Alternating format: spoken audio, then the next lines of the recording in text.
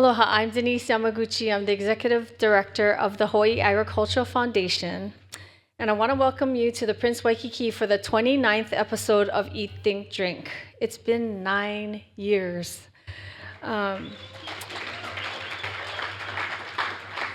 Tonight, our theme is Food Safety Unwrapped, Know What's on Your Plate, and we have 165 registered attendees expected to be here this evening.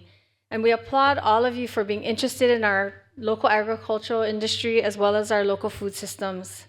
Tonight's program is being recorded and will be available on our website, so please silence your phones and refrain from talking as a courtesy to those presenting this evening. We're about to kick things off, and with that said, I just closed the bar. And of course, we close the bar and we don't have food until we're done with the thinking part. And it will reopen after tonight's discussion. I would also like to acknowledge our presenting sponsor, Central Pacific Bank.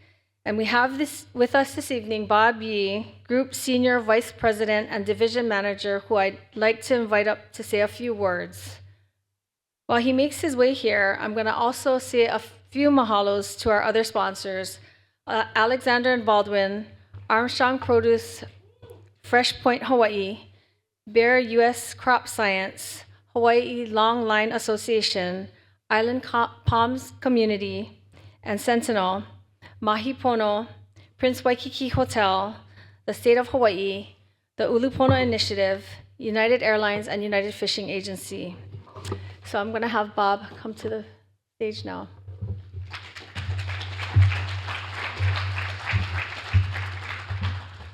Thanks, Denise. Appreciate it. Not only am I from Central Pacific Bank, but I'm also pleased to serve on the board of the Hawaii Agriculture Foundation.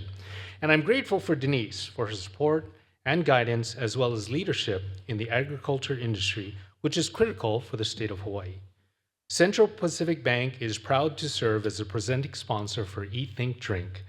We are also pleased to announce that we've recently extended our sponsorship for the upcoming year, as it's been beneficial and great for the community in general. Tonight's program, Food Safety Unwrapped, underscores the need for food safety as told by one of the country's largest and most successful retailers, Costco Wholesale. You can be sure they know a thing or two about maintaining the quality of their products across all supply lines and ensuring that their food is safe. It is critical for us to know. With our remote island location, it is more important to us than most places. So you can be sure and have total confidence that that Costco hot dog that you eat on the weekend is safe. Thank you to our co-sponsors for this evening who have helped to make this great event possible. Mahalo.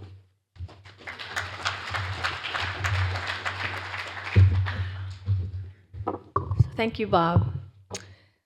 We started Eat, Think, Drink in 2016 to spark meaningful conversations about food and agricultural challenges facing our community. The event was never meant to be a one-way conversation. It was all about learning from each other. So tonight we encourage you to engage with our speakers as well as each other.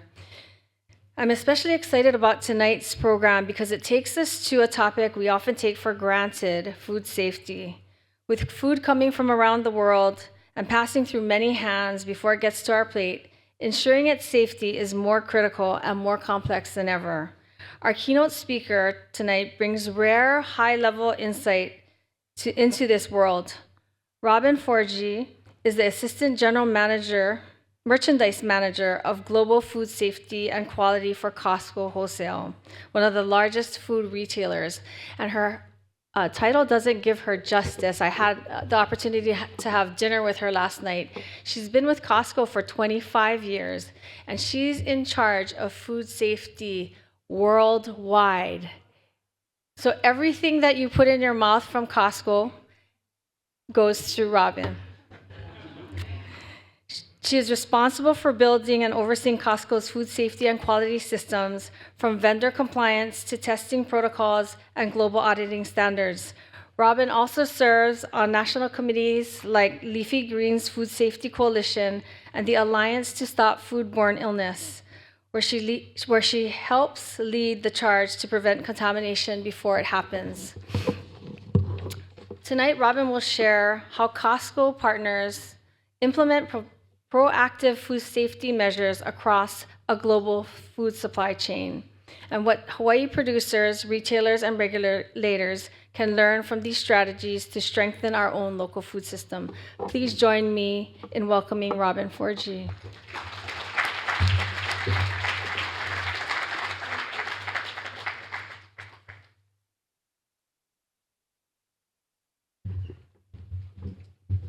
Wow. That's all I have to say is wow. Thank you for asking me to come. I must say, when I received the invitation, I was so honored, and I worked really hard to find a way to come out here to see you all tonight, because for me, I have always had such wonderful interactions with our suppliers in Hawaii, and I know that you're in a very unique situation, and I think that just because you're way over here doesn't mean that we should think about you any less than anyone that's over here. I think that, you know, you're part of us, and you deserve to be thought of as often as everyone else in the mainland. So I'm going to tell you a little bit about what we do. And I want to encourage everyone here that if you have questions or concerns, you're always welcome to talk to me. I have some coworkers here as well. We'd love to talk to you. We'd love to answer your questions. And, you know, sometimes I'm sure it's a little intimidating, the size of our company, but one of the things that makes Costco unique is we're just kind of normal, simple people. We don't, we're not a very corporately correct person. So please come talk to us. We're just people like you. And if you have questions or something seems overwhelming, ask us. Maybe we have a way that we can help. Okay? All right. So the main mission of my team, I have a team of 40 people, is to promote continuous improvement in product quality and safety for the benefit of our members first, our vendors, and our employees. This is what we work for. Now, Costco has over 900 stores globally. We're in 14 countries. We have 330,000 employees. It's big. It's a lot. But the reality of it is, I mean, first off, you guys have the busiest Costco in the world is right here in Iwilei. Yes. It's an amazing place. And if I think about all the things that have to be shipped into there, we have to maintain the temperature and keep it safe. I don't want there to be an outbreak in Iwilei. No. Okay. I don't want there to be an outbreak anywhere. But if things go sideways at a Costco, they don't go sideways in a small way. They go sideways in a big way. So that's something we're always thinking about. So I think of our systems as a three-legged stool. And basically, I think of our members sitting on top of this three-legged stool. And if one of the legs is removed, it falls over and the members get hurt. Okay? So I'm going to tell you a little bit about our three-legged stool. So this is kind of an org chart of my group. The U.S. food safety team sets the global policy. We have over 600 warehouses, so the majority of them are in the U.S. And so we set the strategy for all the countries. There are food safety people in each country. Not very many. Usually there's one, maybe two. And they have to do that, plus import all these foods. So we tell them what they need to do. And then the policies and procedures are implemented by, we have the supplier food safety group that takes care of the food safety audits and some regulatory requirements. We have a quality assurance team, which is a laboratory with 20 people out in Seattle that check the quality of the ingredients so we can make sure that what we're buying is what we think we're buying. Or if something's going wrong in the warehouse, we can help determine, was it something that Costco did, or did it arrive that way? And then I have a team of people that live in the field, and they take care of the warehouse food safety. So all the people that are in the back that are cutting steaks or making entrees or baking beautiful cupcakes and cakes in the bakery, serving you that $1.50 hot dog, that are making sure you're not going to get sick, they make sure that they're following the procedures that ensure the food safety. So we're going to start with the supplier food safety. Now this is the part where people get a little nervous, as we have a requirement for vendor audits. We hire third companies to come in and audit the facilities. They act as our eyes, and they make sure that the facilities have a food safety program that they're following. So you can't show that you're following a program if you don't document it. So they're going to look at your documentation, they're going to look at your facilities and make sure that they're looking great. If things are not looking great, once in a while I'll get a phone call from them. They only call if it's a place where they wouldn't eat the food from. And I want them to call me if they walk into a place and they would not eat the food there. Okay? So we accept a lot of different audit types, and with those audit types come different pricing. Now we understand that at Costco, our small suppliers are the suppliers that bring the excitement into our buildings. If we're selling the exact same thing that you can get at any other store, why would you want to go to see us, right? So our small suppliers, they have great, exciting new things, but maybe they can't afford to get what's called a GFSI audit. So we have a small supplier audit that's designed to introduce people to the requirements.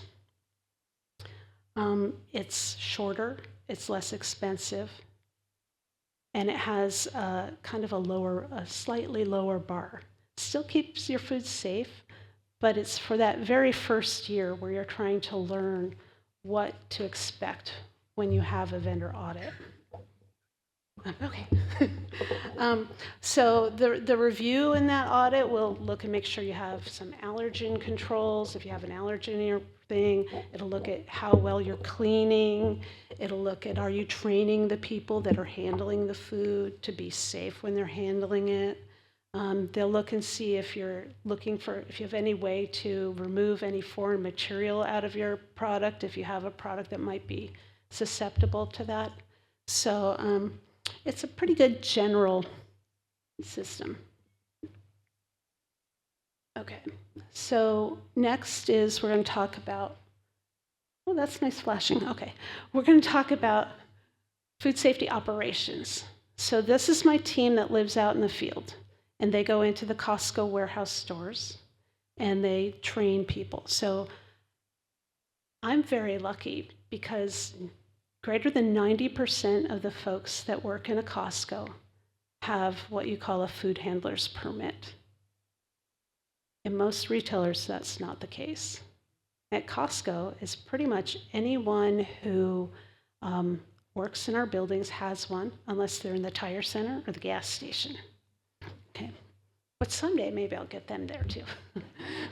Anyway, so even the person who's, packaging at the end of the cashiers and just taking it and putting it in your cart, they have a food handler's permit.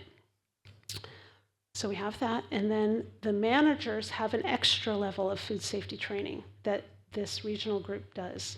So it's an 8-hour class with a 2-hour certification exam. We're required by law to have one in each building. We have about 15 in each building, because you never know when people are going to be there. You need to have backup. And besides, the more people that know about this, the better, right? They also will go around and they'll watch people as they're working. They'll do inspections in those facilities. and they'll make sure everything's clean, that people are following the procedures, that people are doing things like taking the temperatures properly, that the sanitizer is really sanitizer, not just water in the sink, that type of thing. They send and create communications for the warehouses. So we're trying to do a lot more video presentations because young folk love to watch videos. Some old folk do too, but we're trying to do more videos and presentations on the TVs in the break rooms. They will do special sessions just for the management. They'll teach the management what to look for in each of the machines after it's clean. The managers have to go and check off and make sure that it was cleaned properly. Well, if they don't know the name of everything in that room, then how are they going to check it off on the list? They don't know where to look for. You open this door and you'll find things in there. So they teach them that type of thing. And then they also deal with every building has pest control operators. So if there's any kind of issues with the pest control operator, they'll facilitate that conversation. All right, so I was thinking about this presentation and thinking about, well, why are we here tonight? Everyone's here tonight because they love food. We all love food. We all love to eat food. And that's amazing, right? We want to talk about produce. There's lots of produce. I assume almost everyone here is associated with produce, but could be making a bad assumption. But I think that most people here are associated with produce. Well, produce is an amazing part of our food system. It's important to our diet. We all should be eating more of it. We all know that, right? We all should be eating more. It's in 2022, people supposedly ate 158.9 pounds of vegetables. I'm probably not there. I probably should be eating more. And produce is healthy until it isn't. So unfortunately, produce has had a lot of outbreaks associated with it. So between 1998 and 2013, the CDC documented 972 outbreaks associated with produce. That's why I serve on the Leafy Green Safety Coalition. 54% of those outbreaks were norovirus, 21% were salmonella, and 10% were E. coli, like the Jack-in-the-Box E. coli. Okay? No one who grows produce wants to make people sick. No one who serves produce wants to make people sick. The beauty of produce is that it's fresh, it's raw, it's crunchy, it's so many things, but so many types of produce that we eat, unfortunately, don't get cooked. And because of that, it needs special treatment to make sure that it's not going to make people sick. So in my world, as Costco Food Safety, I recognize that produce is one of the foods that can be risky. And my job is to try and minimize risk. So I'm going to tell you how Costco has minimized risk in produce over the years. So in about 1998, we started requiring produce audits. And those audits cover all of the industry. So we'll do audits in the fields as the product is being harvested. We'll do audits of the harvest crew to make sure they know how they're supposed to handle it, to make sure there's things like toilet facilities for them, that there's hand washing right next to the toilet facilities, that they know what to look for in the field. But then a lot of times the produce goes to another facility where it's further processed, maybe cleaned, maybe cooled, maybe cut. So we do audits of those facilities as well. So we started those back in about 1998. When I looked in our system last week to see how many produce audits I had 10,000. That's a lot of audits. Now, that's a lot of fields too. So if you think about the volumes that Costco sells, there's a lot of fields providing us so that we have stuff year round. So that's why it's such a big number. Then in around 2016, there was a very large outbreak in spinach with E. coli. And that outbreak was a watershed moment for the produce industry. And the FDA pulled all spinach off the shelves nationwide, including at Costco. And we made a decision at that point that we weren't going to sell spinach again until we had confidence that our spinach suppliers understood the microbial quality of what they were selling us. So we put into place a test and hold requirement. So basically, we told our suppliers that they needed to test their finished product for total bacteria, generic E. coli, which could indicate sewage contamination, salmonella, and E. coli 0157H7. And a few years later, we incorporated a couple other E. colis in there. So that was a really hard requirement to put out there. It's expensive to do testing. It's hard to do testing. If you're in a place like Hawaii, it's hard to find a place that can do that testing.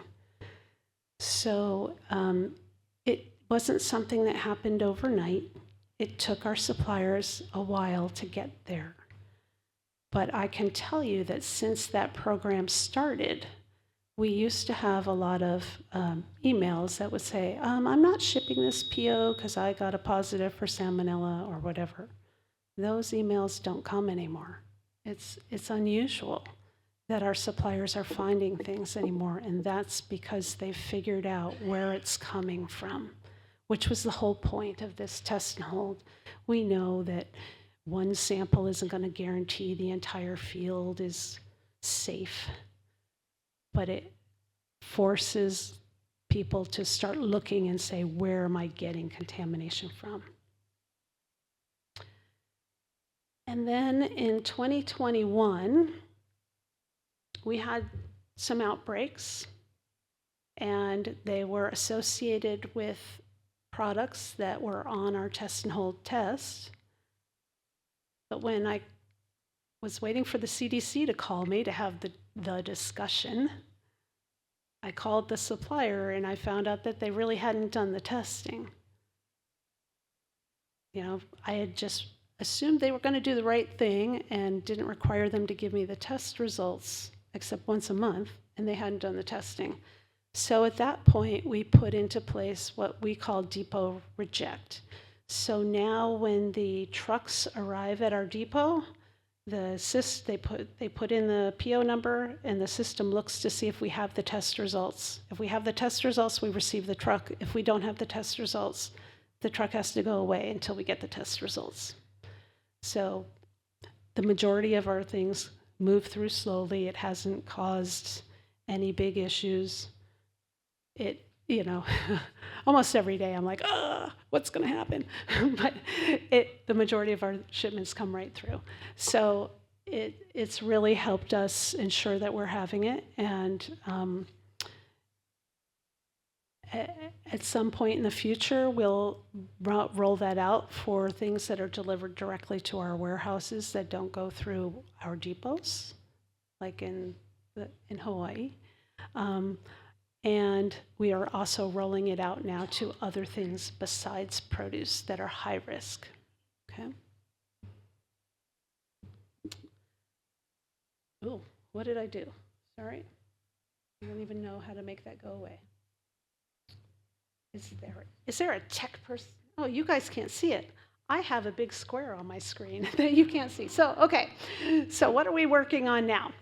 I'm working with several other large retailers to look at, can we harmonize our specifications to make it easier for you so that you don't have one big retailer who says X and the other big retailer says Y and the third retailer says A.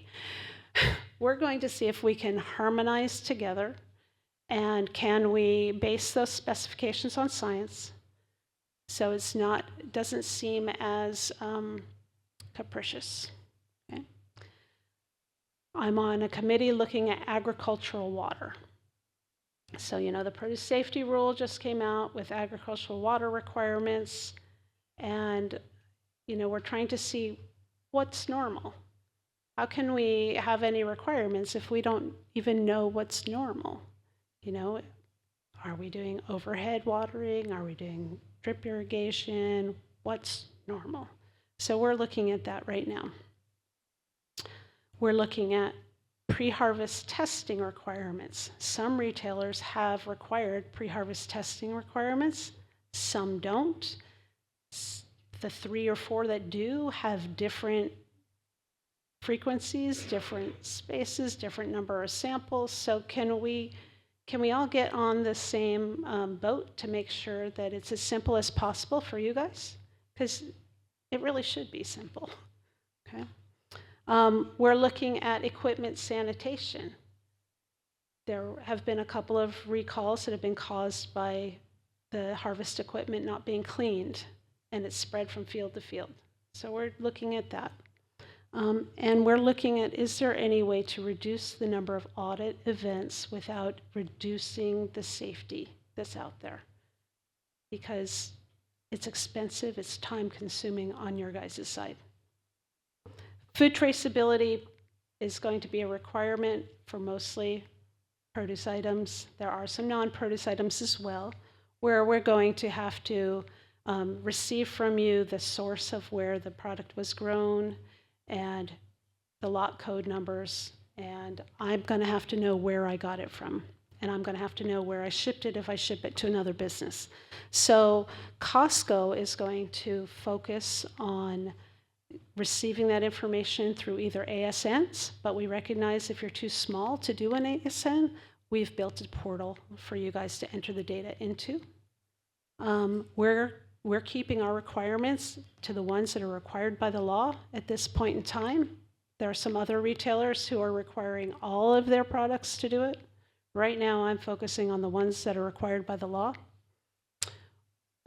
We're focusing only on the information that's required by the regulation. I'm not adding more to it. And our requirements will be based on the GS1 standard and the PTI traceability regulation. So if you're already doing PTI, you're covered, okay? So basically, it's going to require everyone in the supply chain to pass their information on.